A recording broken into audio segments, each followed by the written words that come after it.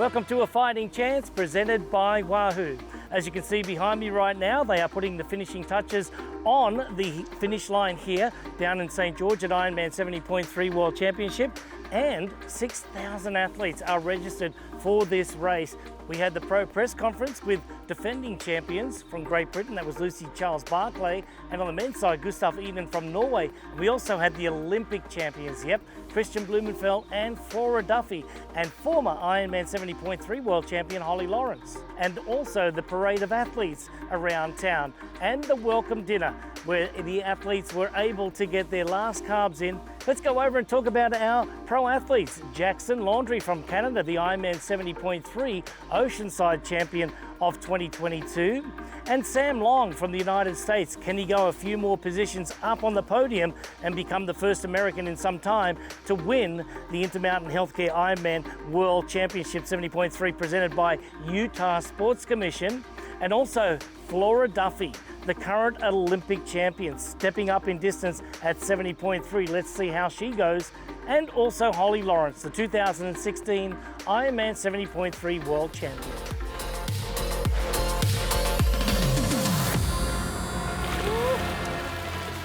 How are you feeling? Fine. A lot of people have been worried about the temperatures come race day, but I've been preparing for this.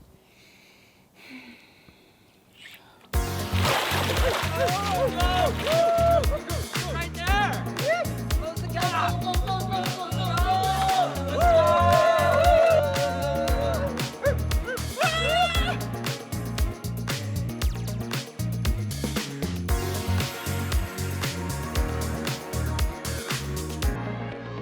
I just got back from Boulder at altitude, so this is a lot lower. Feeling ready to race. Finally feel like my body's been coming around the last couple of months. Who are you most excited to race against? I don't know. I've not even looked at the start list. I mean, like, all the main players are going to be here. You know, Lucy, Taylor Knibb is going to outbike most of the men. I don't look at winning as in, like, you know, I can't control what everyone else is doing and how fit everyone else is, so you know, it's more just about me and having a good race for me, because I just think you need to think about the process and not the end. But yeah, it would mean so much to be able to repeat what I did back in 2016, which I can't believe was 6 years ago. I'm just happy to do this, and I love what I do. I love pushing myself, and every race is an opportunity just to, go get it. You just got to be solid all round, and not even just solid. You've got to be like the top all round. I'm hoping I can just have a really tough, hard bike and then run solid off it.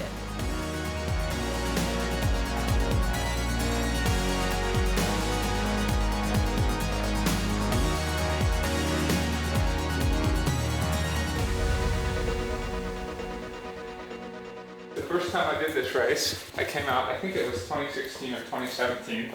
I drove out from Boulder. This was when I was in my truck days. And so I literally found like an empty construction lot and slept in the back of my truck before the race. And now this is where I'm staying. I've just been really focused on myself, the journey, the process of being the best I can. I've kind of gotten off social media for the most part too. It's been more about being connected with my inner friends, my inner circle, and my team, and really enjoying triathlon. I've often gone into races saying, like, if I don't win, the race is not a success, and that's been the only way I've judged it. And I think, especially at a world championship race, there's still so many ways I can get success or get learning out of it. So at this point, it almost feels somewhat deja vu, because this is our fourth race here in St. George. The last one was the Ironman World Champs back in May, and now that was a really tough experience for me, to be honest. I was hit by a car before, and yeah, it's just a better perspective all around that doesn't set me up for disappointment, and that I think sets me up for a better race on race day.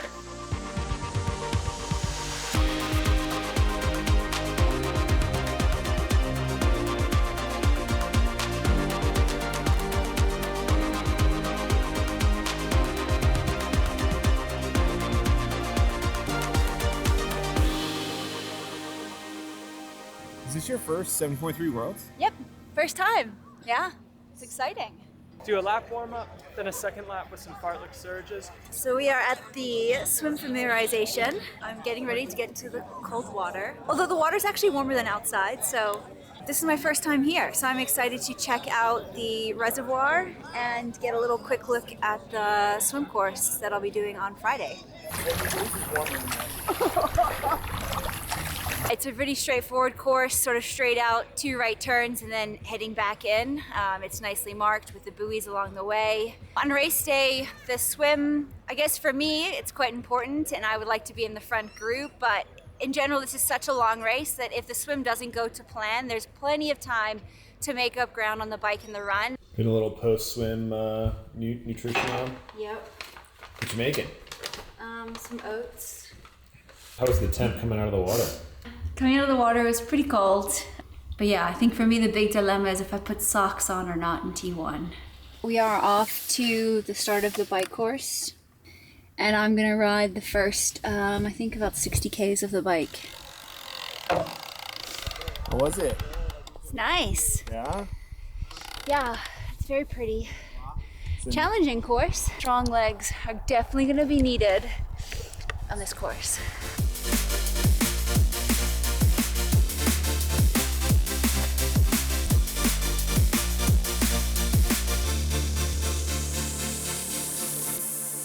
Yeah, there was an article in the Tri Magazine Canada. They're like, our hopes lie with Jackson Laundry. Because Lionel's not there. I don't really feel any pressure. I feel like nobody expects me to really have a solid chance for a top 3 except for myself. So you consider yourself an underdog? I'd say so.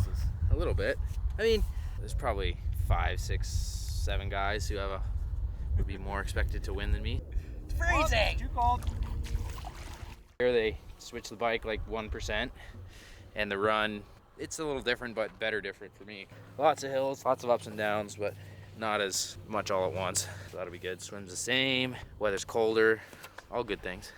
You better rinse your feet off before you get in my car. We're not getting in the car, we're going biking. Better rinse them off before you put them in my bike shoes. This is the best part right here, the first hill. That's where you gotta really commit to it. And if you're not near the Norwegians, Ditlev or Fred Funk, you're probably not gonna be in the front group. Unless you're Sam Long, and then you probably make it up on your own just by being a beast. And what about Snow Canyon? I was really solid on Snow Canyon last year, but the descent, not so much. So this year you gotta just finish it off, last 10 minutes downhill. I always have a really good race here. And last year I raced better here than I have anywhere else. So I know that I have more fitness than I did in Oceanside. It's a similar course, similar conditions. Hopefully I can be right up at the front, because the winner from this race is always someone who's up near the front all day, it seems.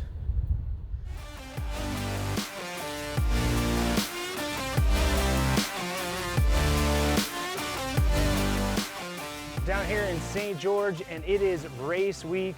And where do you have to be on race week? You gotta come down to the Ironman Village. I'm gonna take a look at the official Ironman store. And first stop is the Santini Zone. Down here you can find the limited edition World Championship gear. And if you want more of the cozy apparel, we got the Lululemon stuff. And obviously you gotta come down and check out the newest Hokas. We got the Ironman edition Mach 5, very fast. And see a lot of people racing in those on race day. And of course, if you need anything when it comes to performance eyewear, Roka has you covered. We've got the limited edition finisher glasses there. And as we all know, recovery starts even before race day. Hype Race has everything you need. Come down, check out all the cool products we have to get recovered from Hype Race. What time is it? It's time to head down to Breitling and see what they have. Special for this week is the Ironman 70.3 World Championship commemorative watch. Go to ironmanstore.com to get your Breitling. And of course, you got to make sure you keep track of your training and your racing.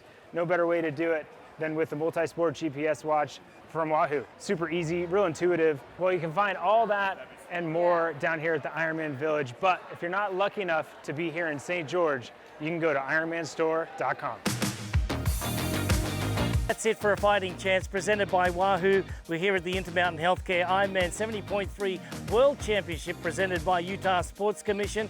And you can join us live on Outside Watch for wire-to-wire coverage. Don't forget to join us both days, Friday and Saturday, 7 a.m. Mountain Time, 9 a.m. Eastern. We'll see you then.